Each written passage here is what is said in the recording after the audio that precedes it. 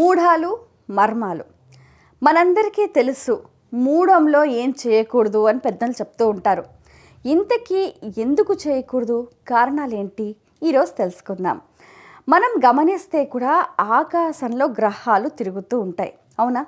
సూర్యుడి చుట్టూ గ్రహాలన్నీ తిరుగుతూ ఉంటాయి. భూమి ఏంటి, తన చుట్టూ తాను తిరుగుతూ సూర్యుడి చుట్టూ తిరుగుతూ ఉంటుందన్నమాట.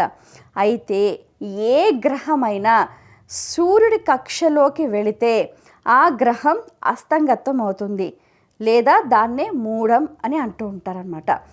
ఆ విధంగా మనకేంటంటే గురువు కానీ, శుక్రుడు కానీ, కుజుడు, బుధుడు, శని ఇవేంటంటే సూర్యకక్షలోకి వెళ్ళినప్పుడు, అంటే సూర్యుడికి కాస్త ముందో వెనకాలో అలా తిరిగినప్పుడు ఏంటంటే ఆ గ్రహానికి మూఢం అనేది ఏర్పడుతుంది. ఉదాహరణకు ఇప్పుడు సూర్యుడికి ముందో వెనకో గురుగ్రహం వచ్చిందనుకోండి, గురుమౌఢ్యమే అంటారు. సూర్యుడికి ముందో వెనకాలో శుక్రగ్రహం వచ్చిందనుకోండి, శుక్రమౌఢ్యమే అంటారు. అప్పుడు ఏమవుతుందనంటే ఈ శుక్రగ్రహం, గురుగ్రహం అనేవి శుభగ్రహాలు. ఆ శుభగ్రహాలు ప్రసరించే కిరణాలు భూమి మీద పడితే శుభ పరిణామాలు చోటు చేసుకుంటాయి.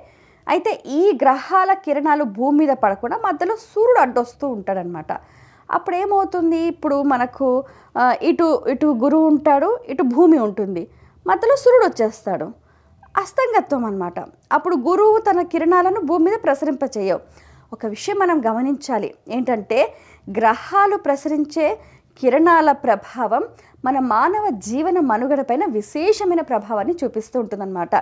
అయితే అవి ప్రసరించే కిరణాల బట్టే మనకు మంచి చెడులు అవి ఇవి జరుగుతూ ఉంటాయి. ఉదాహరణకు చంద్రుడు ప్రతి నెలకొకసారి సూర్యుడి కక్షలోకి వెళ్తుంది. అప్పుడు ఏమవుతుంది, అమావాస్య ఏర్పడుతుంది అనమాట.